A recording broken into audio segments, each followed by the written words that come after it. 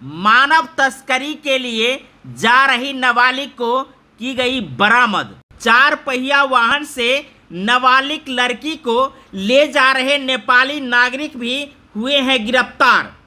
जी हां, आपको बता दें कि मधुबनी जिला के हरलाखी प्रखंड भारत नेपाल सीमा पर तैनात पिपरोन कैंप के जवानों ने जटही बॉर्डर से एक 4 पहिया वाहन में मानव तस्करी के लिए ले जा रहे 8 वर्षीय नाबालिग लड़की को बरामद कर आरोपी को भी गिरफ्तार कर लिए हैं। गिरफ्तार आरोपी की पहचान नेपाल के धनुषा जिला अंतर्गत जनकपुर वार्ड 16 निवासी विक्रम पंजियार का पुत्र अमर पंजियार के रूप में बताए जा रहे हैं।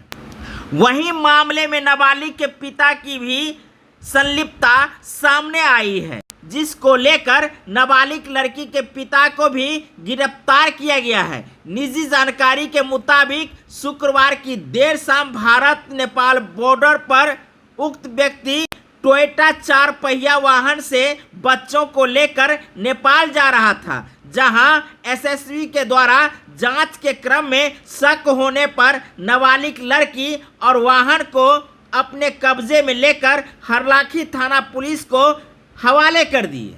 सूचना मिलने पर चाइल्ड लाइन जयनगर की टीम थाने पहुंचकर मामले की जांच किए। जांच में पाया गया कि उक्त आरोपी लड़की को अपने घर में काम करवाने के लिए बासोपट्टी से ले जा रहा था। सरकार द्वारा जारी संवैधानिक नियमानुसार नाबालिग से काम कराना दंडनीय अपराध है, जिसके आलोक में चाइल्ड लाइन जयनगर के सविता देवी के बयान पर प्राथमिकी दर्ज कर विधि सम्मत कार्रवाई की गई।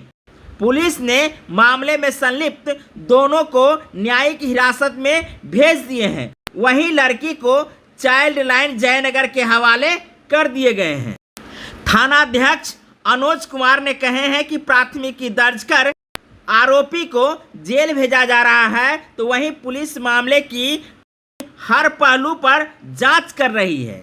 किस प्रकार की मानव तस्करी भारत नेपाल सीमा पर हो रही है, जहां नाबालिग को टोयोटो गाड़ी में बंद करके भारत से नेपाल ले जा रहे थे। जांच करने पर पता चला कि ये बच्ची को अपहरण करके ले जा रहे थे। इस प्रकार के घटना आए दिन देखने को मिलती रहती है। आप लोग भी कमेंट करके बताएंगे कि इस प्रकार की घटना भारत नेपाल सीमा पर जो हो रही है, इसको लेकर क्या कहना चाहते हैं। हमारे चैनल मिथिला दस्तक को अब तक सब्सक्राइब नहीं किए हैं तो सब्सक्राइब कर लीजिए। साथ में इस वीडियो को आप फेसबुक पेज पर देख रहे हैं तो हमारे पेज को लाइक कीजिए, फॉलो कीजिए।